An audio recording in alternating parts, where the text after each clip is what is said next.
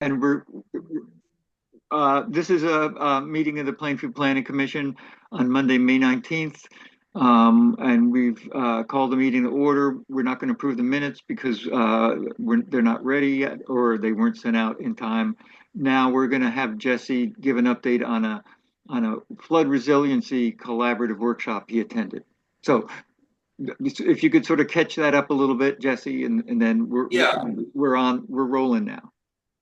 yeah. There was a lot of technical sort of acronyms and agencies that were sort of a little bit above my pay grade, but the takeaway was that these maps have been produced, and they've not been adopted such that basically there's like we have a couple of years to adopt them as a municipality before we would run into the not getting full reimbursement. I think it was the National Flood Insurance Program, I Yep. believe, the program that provides federal money for disaster relief. And um, But you know, there's also state funding. yeah, and Disaster. I think they're put together. I think Yeah. the federal and the state funding is put Yep. together for reimbursement, and then there's like a percentage that you can you'll be entitled to um, based on whether or not you've adopted these new maps. But we But that there was still we're still a couple of years away from them not doing the full reimbursement, but they want people to adopt them ahead of time so that when that time comes, you're eligible for the full adoption. right, and we may or may not readopt those tomorrow. Right, right. So the takeaway was we would be ahead of the game if we adopt them. And if we didn't adopt them now, there wouldn't be any negative consequences for us yet, but that it's expected that that time will come, and you want to adopt them ahead of time so that you're not in a position where they they get to that point where they say, okay, that's it, you ran out of time, you need these maps approved, and if they're not approved, we're only going to reimburse 60 or Yeah, 80%. it's 60 or 80%. And also, since like last year, since the town is in the process of adopting them, in other words, we have the regulations, we've had hearings on them, they're in a draft zoning, it's in the process, that counts. So Right, even if they get voted down, yes, we would still keep on the higher level of funding because we're in the process of adopting them. right, right. So there isn't an Something, immediate problem right right. away, but there will be. And the other thing that came up, um, they that I hadn't heard before was that people who are in those flood hazard zones Hmm. eventually could, if the town has not adopted those new maps, the people who are in those zones also may not be eligible for flood insurance through the National Mm, Flood Insurance Program that's a if they new were one. trying to obtain like insurance for their property. To get it, they require the municipality in which that house is to have adopted the new maps. Okay. Okay. That's for River Corridor too. They, if they don't have a mortgage on their house, they don't need to have that insurance. If they have a Right, mortgage on their house, they do need that insurance. right, right. That's, I mean, those were the big takeaways. It got well beyond my. There was a program they talked about, and I didn't bring my notes with me from that, so I can kind of write up a little bit more detailed of a synopsis and just email it out. yep. Um, And there's probably a I couple of, just there's probably a summation of it on a website somewhere that you could chase down. Yeah, there Okay. is. I think they sent a follow-up email that I can share with you Yeah, guys. that would be useful. Save you some time. Yeah. Yeah. But they talked about a more complex program that municipalities can enter into, but it involves a kind of level of administration that they said most small towns don't get involved in. No, that's But not I us. can't because of that. Yeah. I have to admit that I was like doing it as a Zoom meeting while I was trying to pay attention to things going on at work. And Yeah. so I was scribbling down notes when something really like leapt out, but I can't claim to have, become an expert in this field, No, no, sadly. no. Yeah. Well, even if you were paying attention, it would get hard at some of those things. So thanks for making the effort. And that is useful information. Um, Yeah. does anyone have any questions for Jesse? Okay, and once again, thanks for doing that. Moving on, there is the sidewalk policy, and I think Alicia's interested in that. And just a quick summation, um, in the application for the neighborhood development area, they want to have a sidewalk policy for connectivity within this neighborhood. That's the idea of connecting all the different pieces. So the sidewalk policy wants to complete hold the design standards of the previous study. So they want to be built to a good standard with ADA compliance, and it wants to connect up to Goddard, up to the village expansion, and finish the eventual design from the Dufresne's study. So that's what the policy I wrote, basically saying the constructions of the sidewalks should be done with grant funding. The select person, Rose, wanted to have a fallback position, and I added the sentence: if no grants become available in a reasonable time, the goal of the town is to establish a capital construction reserve fund for future sidewalk constructions. So it does say, if we don't get any grants, we're still going to go ahead and do it. And it turns out that there's a sidewalk grant that became available, $7 million. And I forwarded that to Karen Hatcher. And at first she kind of said, meh, meh, meh, meh, meh. And then she looked at it closer and talked to her. I said, yeah, well, let's do this. Do you So know what do you know what changed her mind and determined I think that she was able to do it? Because she says she's only doing flood recovery. well, I think she probably got together and talked with some other people and looked at it, and it Mhm. wasn't a big heavy lift because they got a heavy lift. Right. And like somebody, said, let's go ahead and do this. It's not that big a deal. So I would, I think the planning commission should endorse the grant. I think we should try to help Karen's, they're deep in the weeds, but and I let Alice Merrill know, because Alice Merrill was really involved in the previous work in town. And I think we should, I mean, I'm willing to help out. And I think, other members, and Alicia, I think you can chime in that this is a good Right. thing. Yeah, I'm happy to provide any accessibility information. Yep.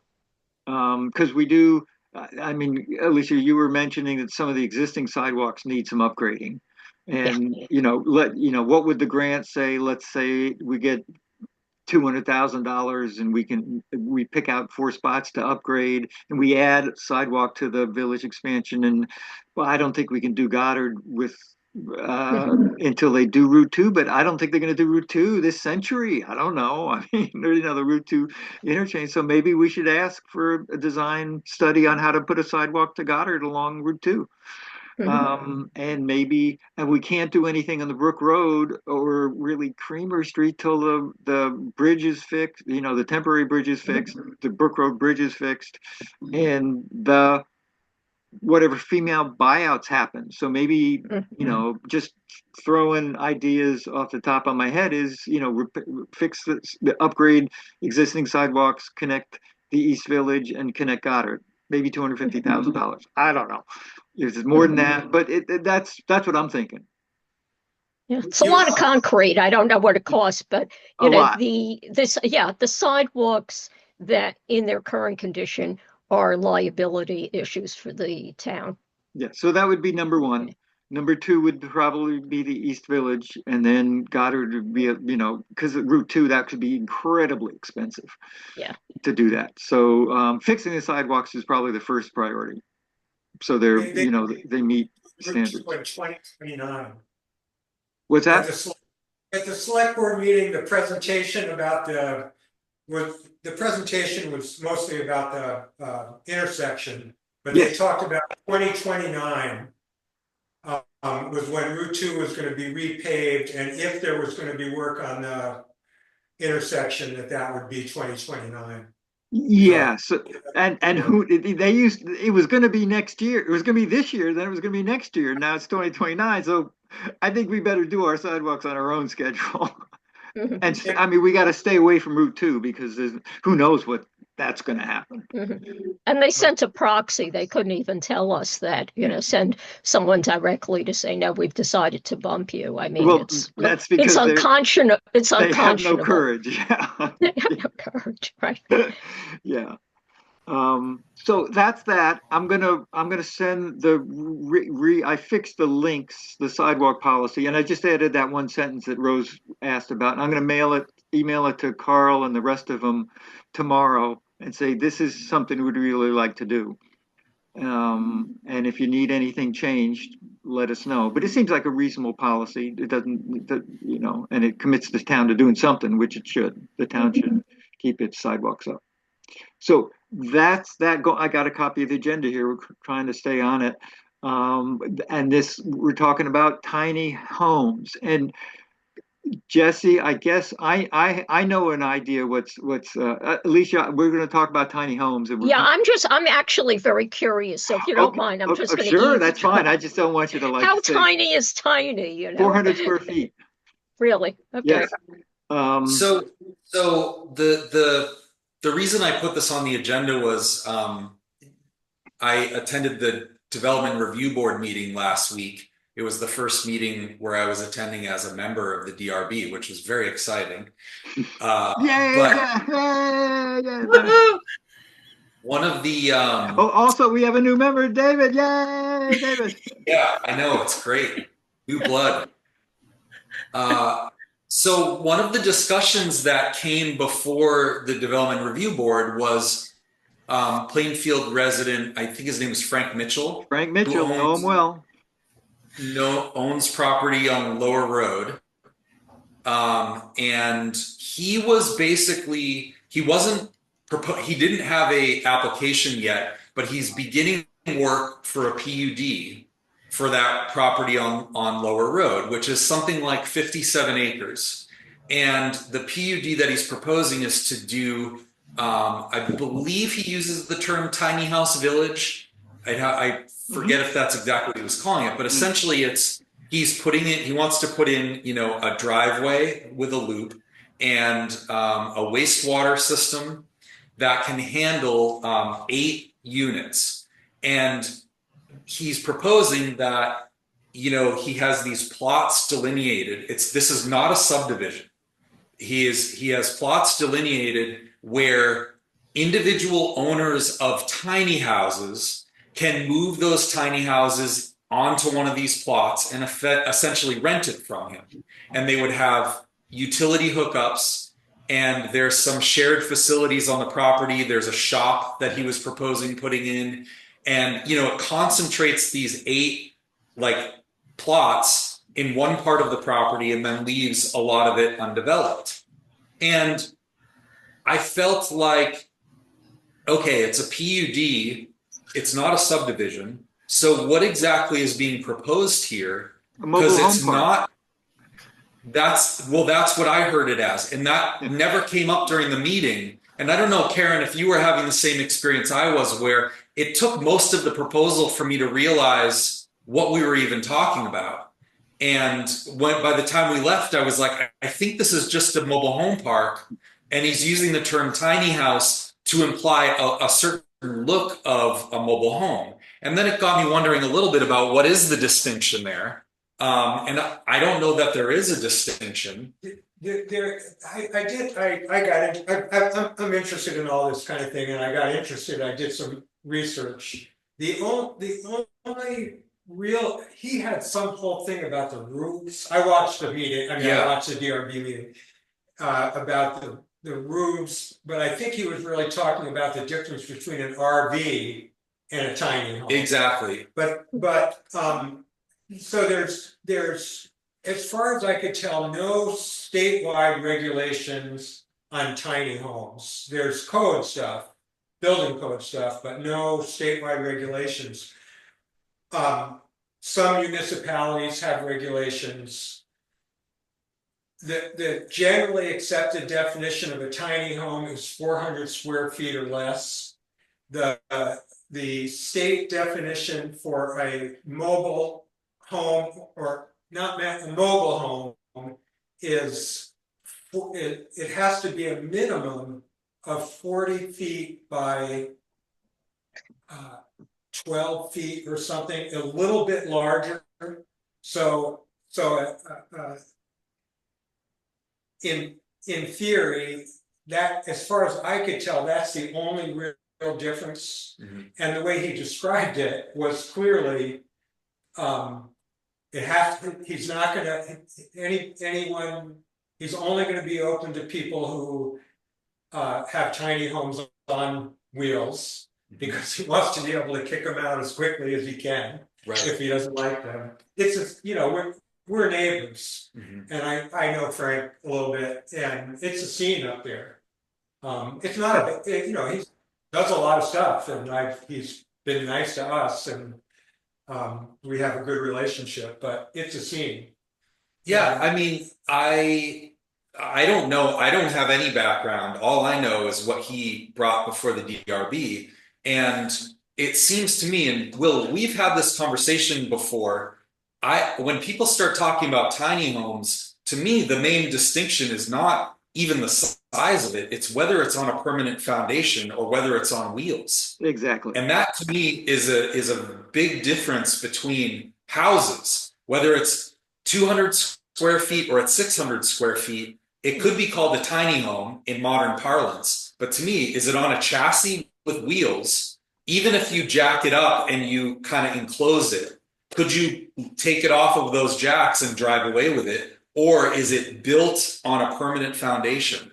And we don't have any language about that. I don't really know how other municipalities deal with it, but we also don't have any language about mobile homes that I could find in the permitted uses in the districts, unless I'm missing something. There are, and I'm not super familiar with them, but you can't discriminate a mobile home. There are state regulations where you can't say you can't put a mobile home here. But the distinction is, you're correct. If it's on a chassis with wheels, it's a mobile home. If it's attached to the foundation, it's a home, whether it's 400 square feet or 4,000 square feet.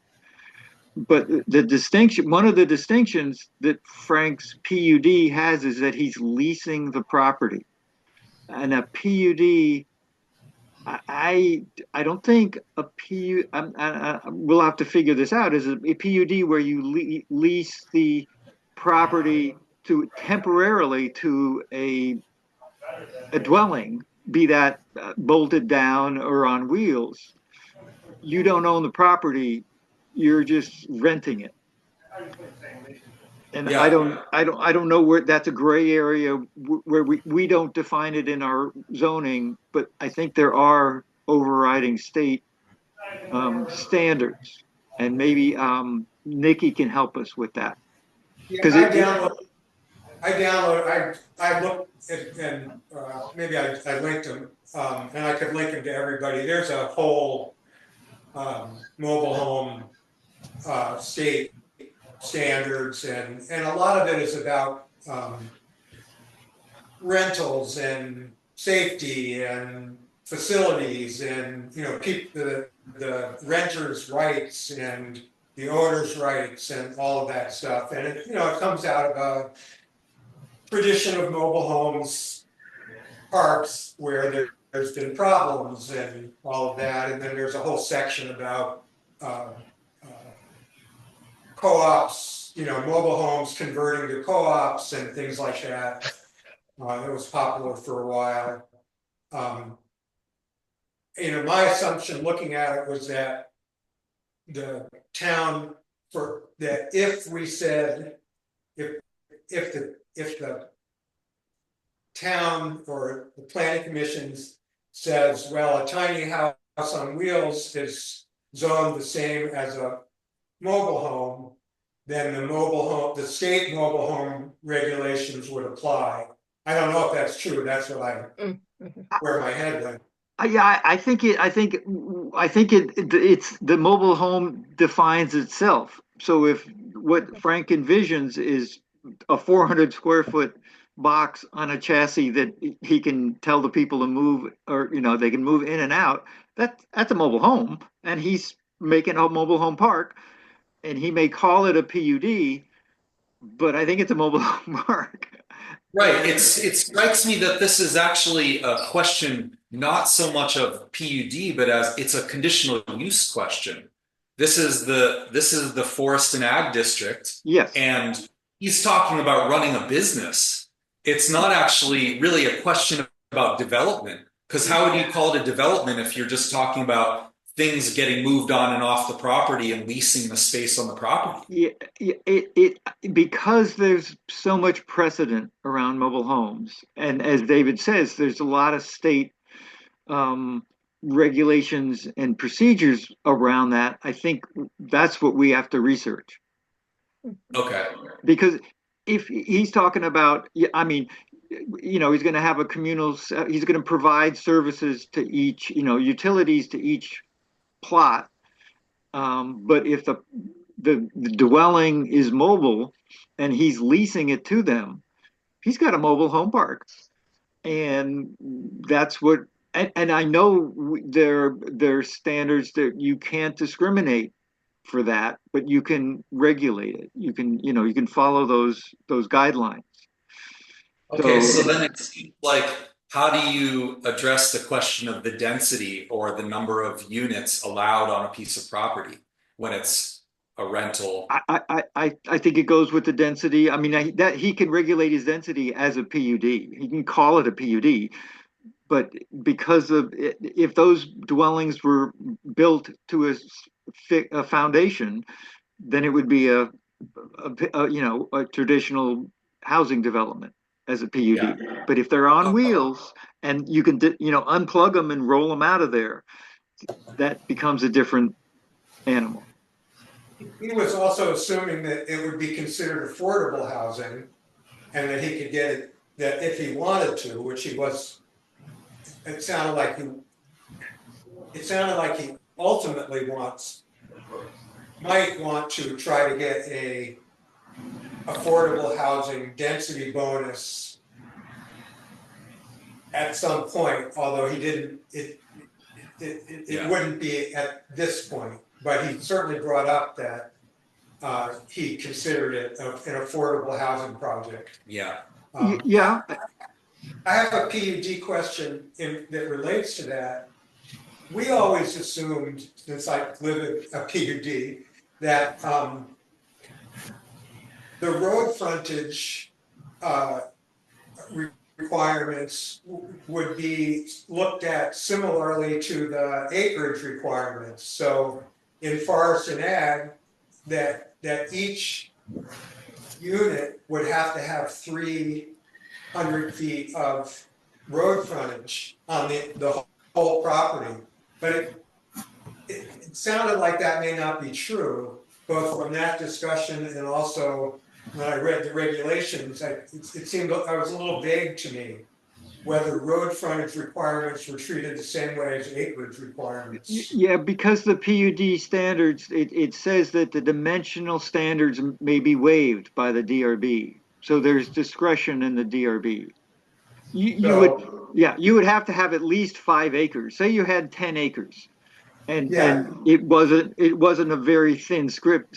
It had to be at least 300 feet wide. It could be very long. At that point, it had minimum road frontage. And that parcel then becomes the PUD, which is divided up at the allowable density plus 50% for affordability. So yeah, the original parcel has to have 300 feet of road frontage. And there you go. Each individual unit doesn't need that. Okay.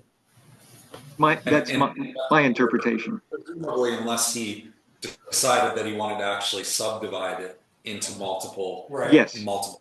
To not be, oh, even if it was, Yeah, at that Right. point, you'd have a right of way that you need to have frontage on. So it doesn't have to be a town road, it can be on a deeded right of way. So you could configure it either way. To get more housing units on any one parcel, the PUD is the incentivizer to do that. Oh, Will, you just said that you can essentially create frontage by having a deeded right of way Yes, within the property. yes, Interesting. So it's like you can essentially build a new road yeah, down the yeah, middle of the property and then have more frontage. yes. But it has to be deeded, it has to built to certain standards. But yeah, there's a bunch of housing units up on the Brook Road. They did a development where they put, I think, 3 lots, and the 3 lots had frontage on the deeded right of way. So Okay, I didn't know that's how that. you do that. That makes sense. Okay. That's Peaceful Way, right? You're talking about Yes, Peaceful peaceful Way. way. Yeah, exactly. Yeah. And it's been pretty peaceful up there. You can't shoot guns up there. It's in Yeah, their yeah, deed. yeah. So, yeah, I think for Frank, it's such a gray area. If he were to say build, we're going to let people build little houses, and they're literally little houses. The tiny house, whether it's 400 square feet or bigger, it's a house. It's a dwelling. I'm not Yeah. sure. I think you don't want to say you're building houses at 100 square feet and having little. There's a certain point you can't get too small. 400 square feet is pretty small if you want to have a kitchen, a bathroom, and a shower. Sure. It can't be done. Yeah. There's also, I think there's also like, is it insulated and how durable is it, that I think also has a relevance to this conversation. Yeah, one of the things about in just as an aside, in 1970, half the houses built were manufactured housing. A lot of those were mobile homes.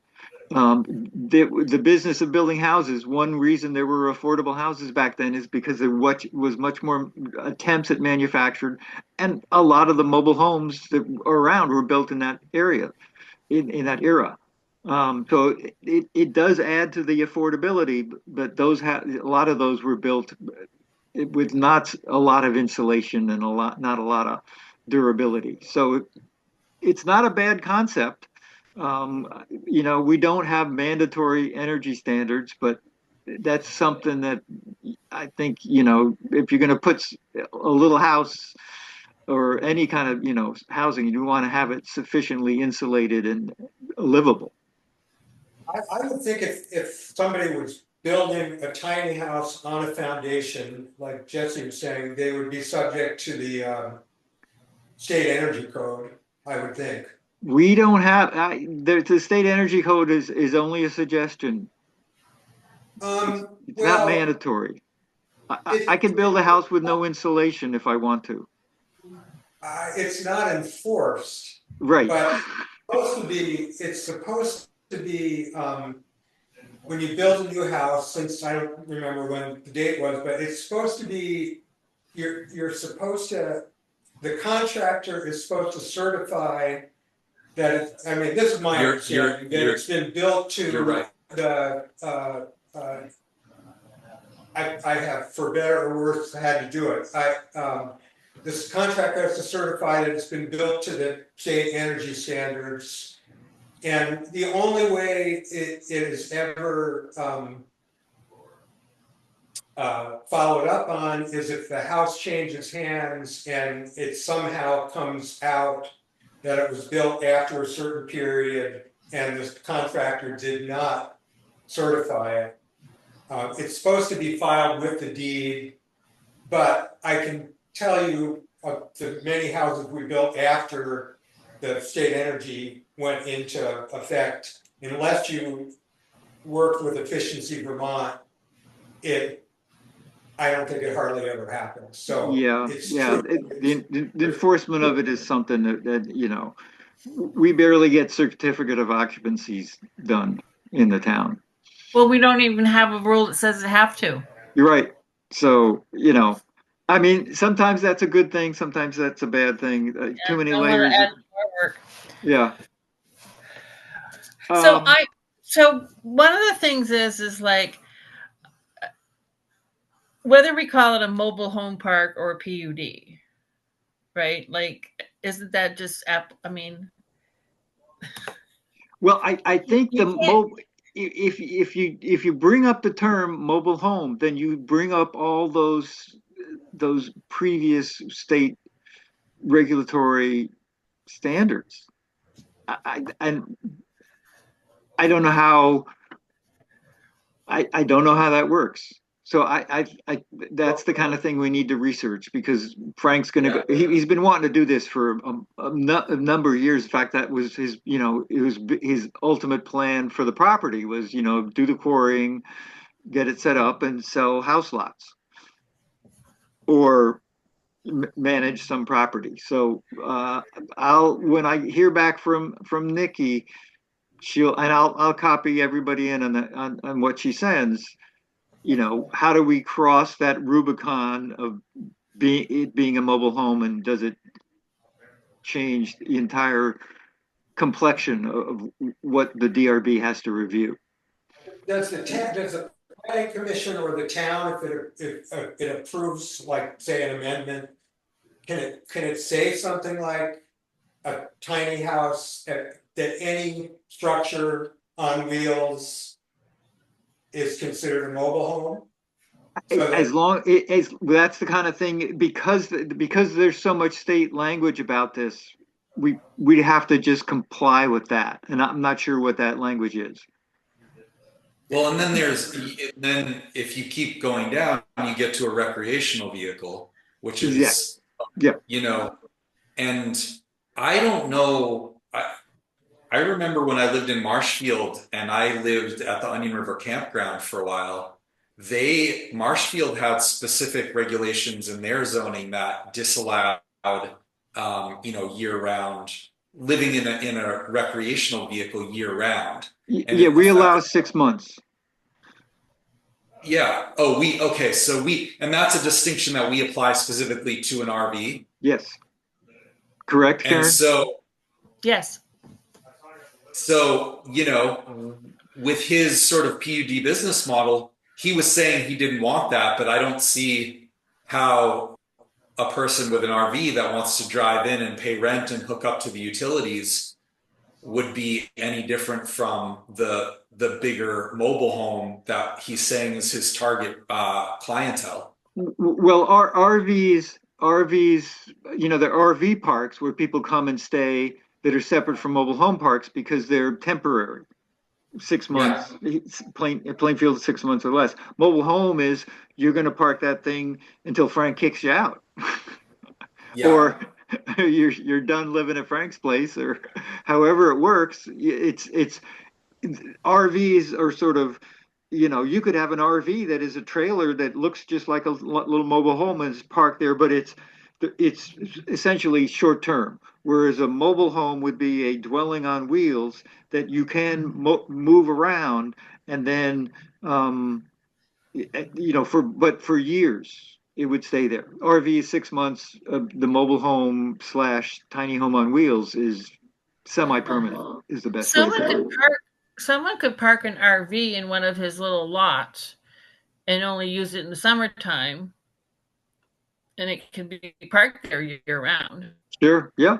But they could only occupy it for 6 months. Right. So it can be parked there year round. They can only use it for 180 days. Yeah, that language needs to be worked on because it doesn't talk about does it restart.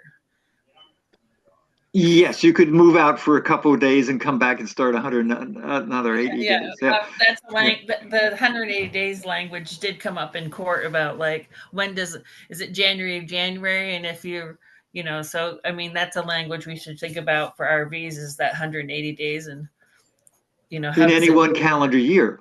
Yeah, would solve we that. have that. I don't think we have that.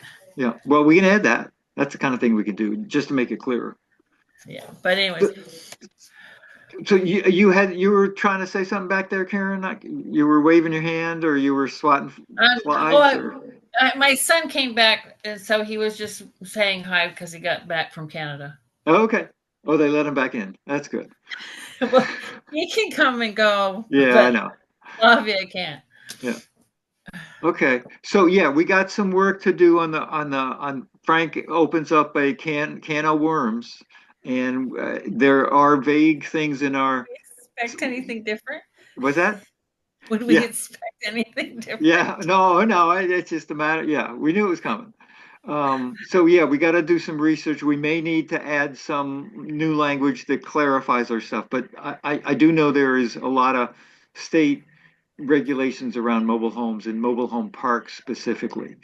And So we'll look I that mean, up.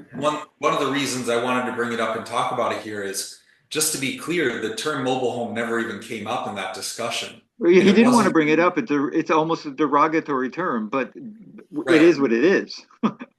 I I think my sense was that the conversation kind of flew over the head of the whole DRB. And he came to the meeting in order to kind of get initial guidance Mhm. on whether his PUD kind of looked legitimate. And my sense was he walked away thinking, okay, the DRB would approve this DRB, this PUD if I submit it. And I just wanted to, It may work out just fine. You know, but I, I don't see anything that would prevent him from doing that. You know, 5 little lots that he can rent out to homes that are on chassis, because it would be at that point the mobile home park is a legal framework, much the way condominium ownership or fee simple ownership or townhouse ownership is. It's just a model for tenant landlord ownership. So there's a landlord who owns the lots and they rent them to tenants, and those tenants happen to be on dwellings that are on wheels. That's a mobile home park. I think the only thing in this case would be that my sense of what Frank was saying at the meeting and and about his intentions is that he would not be comfortable with the oversight or the regulations in the mobile home statute, the statute about mobile homes, because it's a whole bunch of stuff about, you know, how you relate to your tenants and what their rights are and all of that. So, Sorry, but if you got a duck, you got to call it a duck. You know. but that's No, where, it's a tiny house. It's a tiny house condominium association. What are you talking about? Yeah. Okay. That's what he was trying to propose it as. Yeah. Well, you know, he can try that, but I think we gotta follow the reality of the situation, that if he's setting up a framework that is exactly like a mobile home park in legal terms, that's what he's got. So anyway, we have to look into it more on that.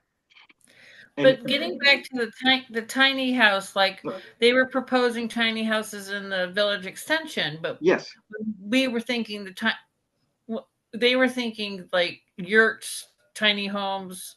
You know, they weren't specific. Like, are we assuming that the PUD and the subdivision and whatever's going on at the village expansion is that those that things are going to be on a foundation? yes, they are going to be the owner is going to buy the property, own the property, and build a dwelling unit on it. And if they can afford a nice little house, they'll build that. If they can only afford a yurt, that's, you know, because they're going to own it. They're not going to rent they're going to own the parcel. They're going to own the utility service is going to be in their name. And that's completely different from renting a slab from Frank and renting that. And they're going to be on, you know, town water sewer. So, But we but is still there have anything that prevents someone who buys a piece of land in the East Village development from putting a mobile home on it? no, you can. You can put you could put a mobile home, but it's going to be at that point, it's kind of like a double wide or you're going to bolt it down to your property. A lot of the mobile homes, the ones that Rulo owned, on the Barry Montpelier Road that got flooded, he would just lease the little slabs to the people. But there was one up in Winooski or Colchester that the owner was going to sell the whole property, just get out of it. And all the people got together and they raised enough money and they took out a mortgage and they all bought their own, they brought their place, and then they now own the mobile home park, or is owned by the people who live there. So those are the mobile home parks that are really well taken care of, and they're really well managed because they're owner occupied. Whereas what Frank's doing is not owner occupied. Yeah. And I think that is the real defining difference there. So, gosh, this is jumping ahead and not not really perfectly relevant to. There's so much to work on. I don't know that this is something we would want to work on now, but I have a fear that one of the things that's evolving, both in Plainfield and probably statewide, from what I could gather when I started to research this, is that tiny homes, 400 square feet or less, are starting to be the answer that people give to affordable housing. And it's true, it is affordable housing, but it's affordable housing for one or two people. And so if it becomes the answer to affordable housing, that's going to start to rule out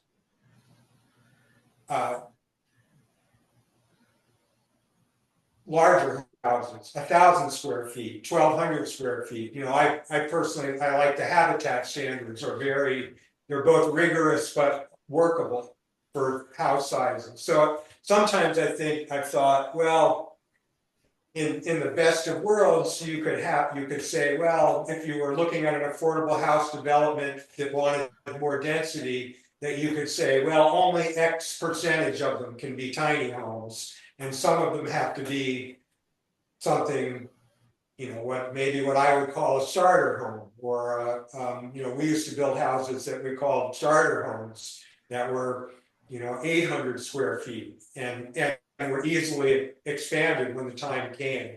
It's not probably a discussion for now, but I think that's reasonable summation of, like, the tiny homes are for people that instead of renting a small apartment, you occupy a tiny home for 5 years, build equity, and sell it. I don't think anybody's going to raise 6 kids in a 400 square foot house and still be sane, at least in this culture. And that implies probably more than normal turnover of Right. housing, and then that starts to question affordability standards in relation to how long something has to remain affordable, or if it's been how much money people can make on the sale, all that stuff, which Habitat and Downstreet and all those organizations have all kinds of restrictions on resale and all of that, and how tiny homes would fit, all that stuff, I think is there's a great book that just came out. I haven't read the whole thing, but it's called Stuck, and it's a history of housing in this country from like 1850 till now, and how in the last 30 years people don't move. But previous to that, people would move every couple of years. In fact, some places would move every year, like they do in Montreal. Everybody moves. And that way, if you have mobility in housing that you own, you build equity and you can afford to move up. So it's just an interesting concept. It speaks to exactly what you're talking about. Okay. So we've all got some stuff to look forward. I will pass on what Nikki says, and I think we're going to have to delve into the mobile homes, if nothing else, just to help the DRB manage what they're going to come up against. I'll send out I have it linked. What's that? I'll send a link to the mobile home regulation. Okay, yeah. It's been such a, you know, it's a pretty big nut because it's been going on for a while, but there is a lot of information out there. So, Will communicating with the DRB about this, how do you want to proceed? well, we'll discuss it a little bit, and I mean, wait till Frank, you know, comes up with a little more concrete plan. But we'll provide the DR if we learn some things about the mobile homes and the distinction from our research, we'll pass it on. Yeah. Okay. I think that's the easiest thing to do. Yeah. Okay, that's all we have on the agenda, other than vote tomorrow. Yeah.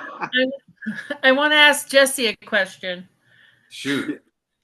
I noticed there's a RV up the road from you. I did too. I don't know anything about it. Okay, well, I was just curious. I couldn't tell whose lot it was parked on. Oh, well, I assume it's my immediate neighbor uphill. It was originally parked in the side of their yard that was almost touching my property, but then I think they moved it further up the road to the other side of the property. Did they move it Okay. into Marshfield? No, it's on East Hill Road. Oh, okay. I assume you're talking. Yeah. I'm drawing a blank on there. It's Alicia. I forget what their last name is. They're not neighbors that I'm closest with. I just couldn't tell who. Sometimes if I write hi, I see that you parked an RV. This is the regulations for RVs, right? Yeah. So Yeah. they have a heads up that, maybe they're just planning on living there for, it's Grandpa Grunt and he's living there for the summer and then he's going to take his RV away. I don't know. So. Yeah, well, it's not mine. I can tell you that. And part of what we do say about people living in RVs is they have to some kind of wastewater documentation where they dump their they don't just straight pipe down in the back of Jesse's yard. Or they're using the house bathroom or something. I don't know, whatever, something. Yeah. Something. I don't know. It's I'm worried that, so I've permitted a lot of tiny houses as accessory something to, like an ADU. Yeah. And then, so tiny houses that are on chassis, are the next step up from the nightmare of RVs. Yeah. So we all kind of assume that a tiny house is going to be built on a foundation, but really there almost could be like the good old, they could park a tiny house in Plainfield for the summer and then go to Florida with their tiny house for the winter, like it's a, bigger, more functional, probably, well, not bigger, but like nicer than a recreational vehicle. Yeah, they tend to be better insulated to have more utilities there, and they're basically more expensive. I mean, that is a big distinction. And generally they look more like a traditional house. Right. Even though if you kind of strip back the cedar shingles and the screw down metal roofing from it, it's basically either an RV or a very small mobile home. Right. So I think that it would be a good idea to have some sort of definition, because we have manufactured homes, we put mobile home into manufactured home, and then we have RVs, but we don't really have what people are calling tiny houses. Do we want to call them mobile homes because they have a chassis? Right. Well, I hopefully we'll get some of that. Other towns have faced this, and I think there's some pretty good definitions that we can use. I hope. Otherwise, we'll have to write one ourselves. So. Yeah. Okay. There was somebody. There was I got into studying on this. There was a bill introduced in the legislature to do exactly what we're talking about in 2021. And it's published and I have it, but it never went anywhere. So it wasn't, never voted on, someone introduced it, it defined it, and it essentially said that a tiny home park is a mobile home park, irrespective. But I don't know why it didn't get acted on, but. Yeah, I don't know. Maybe there's probably case law around it too, because this has happened before. And we a lot of times we don't need to invent the wheel. We just need to find out who built the wheel and roll it over in our neighborhood. Yeah. Hey, Will, did anyone show up on Friday at the co-op to talk to you about the zoning revote? Yeah, I wasn't inundated. There were times I had time to talk. You had to like follow around people that were trying to shop and force no, I did not do that. I wanted people to vote for it, not hit me over the head with it. It was pretty busy. Elena Norway was there, and we talked for a while, and then Pat Boyle showed up, and that was it. Yeah. So it was a rainy Saturday. Who wants to talk about zoning? I mean, if it was a sunny Saturday, nobody would have been there because it was the first sunny Saturday in like 2 months. So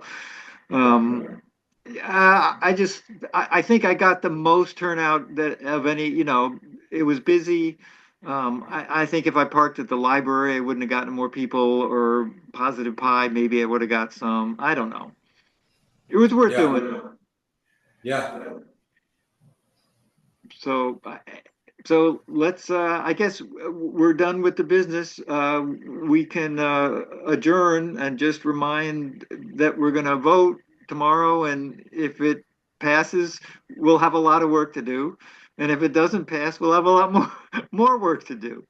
Yeah. Going back to the 2011 zoning is just like Karen's insane. gonna her head's gonna just explode on Zoom, just like this. Boom. You know what we should have done? We should have said that if the zoning passes this time, then we'll get a dunk tank, and the members of the planning commission will volunteer to sit in the dunk tank. Okay, but make sure it happens in July when it's warm. I'm gonna do that this weekend. Well, but I mean, it's interesting because Goddard did put in these permits. Oh yeah. Yeah. Yeah. In terms of who's is the worst off besides Karen, it's Goddard. Goddard's going to be a real mess. I don't know what's going to happen.